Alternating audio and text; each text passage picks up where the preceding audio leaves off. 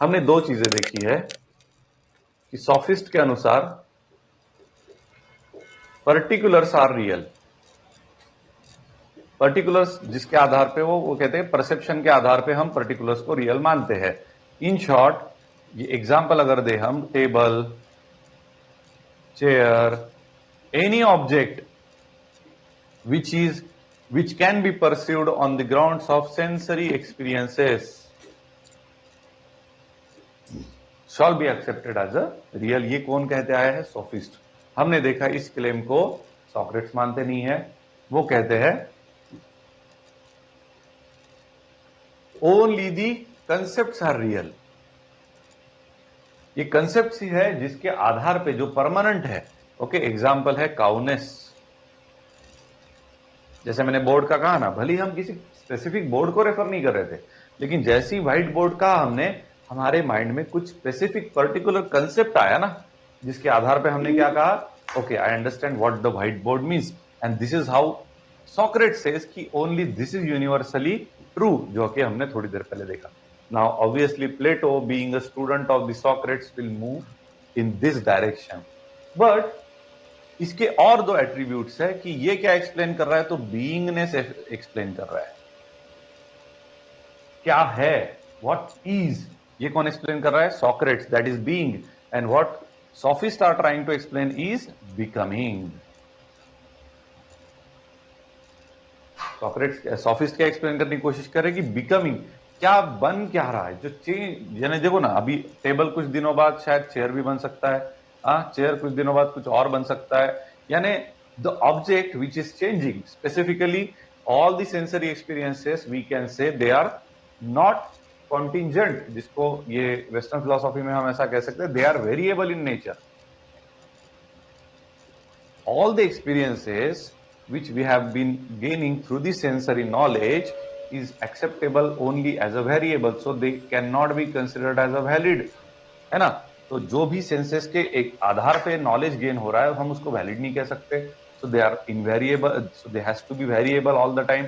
और ये कैसे होते हैं? ये इनवेरिएबल होते हैं। इसलिए ये एक्सप्लेन क्या करते हैं? बीइंगनेस की क्या है। और ये क्या चेंज एक्सप्लेन करते हैं? Becoming all the time, because they are variable and that is why they are not considered to be valid. तो इसको हम अपने स्टडी का, फिलोसॉफिकल सिस्टम का बेस समझ सकते हैं क्या नॉलेज बिल्डिंग के लिए? नहीं, क्योंकि ये तो ऑल द टाइम चेंज होने वाला है। तो किस आधार पे मैं इसको परमानेंट समझू, किस आधार पे मैं इसको कंफर्म समझू that this becoming is my base of the philosophy.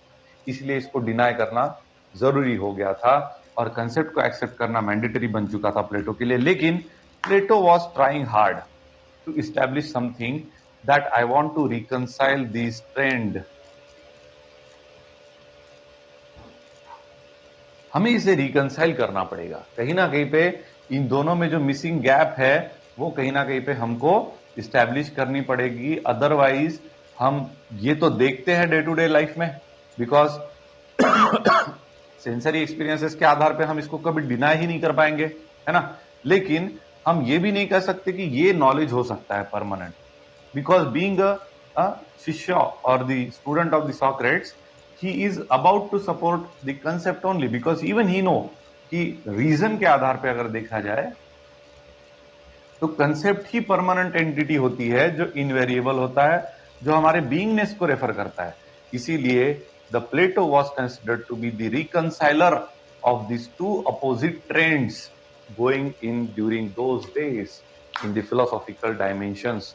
यहाँ पे इसीलिए रिकंसिल करने का काम was done by the प्लेटो। आई बात ध्यान में। इसीलिए वो पहले तो इस बात पे ऑब्जेक्ट करेंगे that how particulars can be the knowledge. So he attacked firstly on the, he started with the that the perception is not a knowledge yielding source. ये वो सोर्स नहीं है जहां से हम नॉलेज गेन कर सकते हैं। ये सोर्स बहुत ही वेरिएबल नॉलेज देगा, जिसके आधार पे हम कभी भी एक स्ट्रॉन्ग फिलोसॉफी बिल्ड नहीं कर पाएंगे, because that is all tentatively dependent on the sensory experiences. तो इसके लिए बड़े एग्जाम्पल दिए प्लेटो ने। जैसे उनका एक फेमस एग्जाम्पल ये है कि जो खाना शायद आपके सामने अभी रखा है ना, तो वो खाना आपको ऐसा लग सकता है कि बहुत ही ताजा, एकदम बढ़िया फ्रेश है। लेकिन क्या वही खाना 10 दिन के बाद वैसे ही रहने वाला है? तो आप कहोगे ऑब्वियसली नॉट, बिकॉज सो आप इस आधार पे कि जो आपको दिख रहा है, जो पर्टिकुलर आपके सामने है, जो परसेप्ट आपके सामने है, जो सेंसरी एक्सपीरियंसेस के आधार पे है, क्या उसको आप नॉलेज मान सकते हो? क्योंकि फिलोसॉफिकल वर्ल्ड में नॉलेज का इंपॉर्टेंस बहुत है। हमने ये भी देखा है कि ये थोड़ा सा रियलिटी क्या है इसके संदर्भ में भी क्वेश्चन मार्क रेस कर सकता है कि रियलिटी तो ऐसी कभी नहीं हो सकती कि जो वेरिएबल है, जो चेंजिंग है, जो सेंसरी एक्सपीरियंसेस के बेस पे है, because of this example only कि food that we eat today which is fresh for now may not be after 10 days. How can we rely on such a sensory experiences for creating a knowledge system which will lead us to the reality? इसीलिए प्लेटो सबसे पहले क्या करते हैं, criticise करते हैं कि perception एक वैलिड सोर्स ऑफ नॉलेज है। ठीक है, इससे क्या हो जाएगा कि पूरा का पूरा सॉफिस्ट कोलैप्स हो जाएगा। आई बात ध्यान में। लेकिन इसके थ्रू वो क्या एक्सप्लेन कर पाएंगे? बिकमिंग एक्सप्लेन कर पाएंगे, क्योंकि जो खाना था वो आज जितना ताजा फ्रेश था वो 10 दिन के बाद वैसा नहीं रहेगा। तो दैट इज चेंजिंग ना, दैट ऑब्जेक्ट इज चेंजिंग। लेकिन ये पूरी तरह से वो एक्सप्लेन नहीं कर पाया। प्लेटो में क्या चैलेंजेस आए हैं वो डेफिनेटली हम उसके जो एरिस्टोटल के अप्रेजल में देखेंगे कि एरिस्टोटल ने क्या क्या पॉइंट आउट किया कि प्लेटो ने मिस्टेक की है। उसमें ये एक पॉइंट आता है कि पर्टिकुलर के चेंज के बारे में, जो एक पर्टिकुलर ऑब्जेक्ट है, जैसे मानो ये व्हाइट बोर्ड है, जिस दिन हमने लाया था मानो उस दिन बड़ा अच्छा व्हाइट था, अभी इस पे लिखने के बाद शायद ये थोड़ा सा ब्लैकिश ब्लूइश होते जा रहा है। इसका मतलब ये है कि ये जो ऑब्जेक्ट है इसके चेंज के बारे में प्लेटो ने ऐसा कुछ स्पेसिफिक आंसर नहीं दिया है।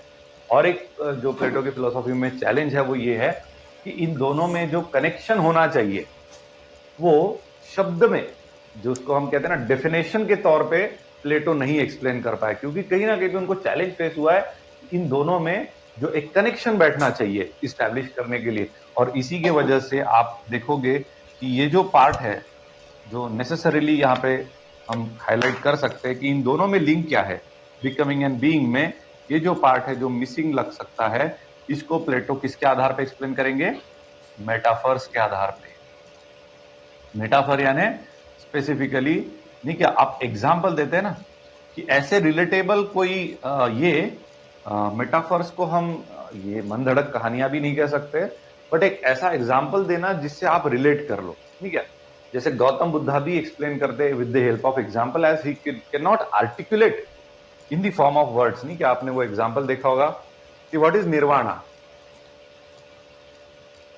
Buddha says nirvana is like a blowing away.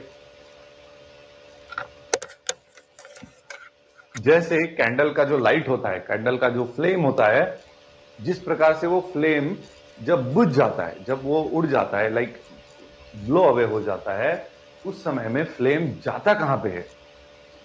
Where it exist, और whether it has cease to exist, what exactly the nature that has happened right now in front of you. तो निर्वाणा कुछ वैसा ही होता है। It is like a blowing away of the flame of a candle.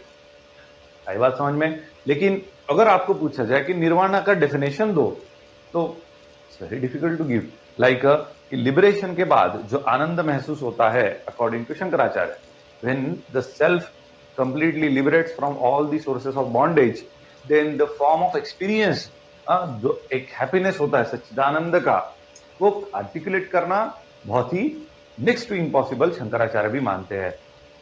इसी के आधार पे ये देखना है कि निर्वाणा भी हमने इन द सेम वे, जैसे nirvana is called blowing away, explained with the help of certain example. Similarly, Plato also explained the relation between being and becoming in the context of metaphors. He has used some metaphors to explain this. Okay, धीरे धीरे हम वो सब देखेंगे यहाँ पे, but ये इसके बेसिक्स है, जो इसके फंडामेंटल एस्पेक्ट कह सकते हैं हम।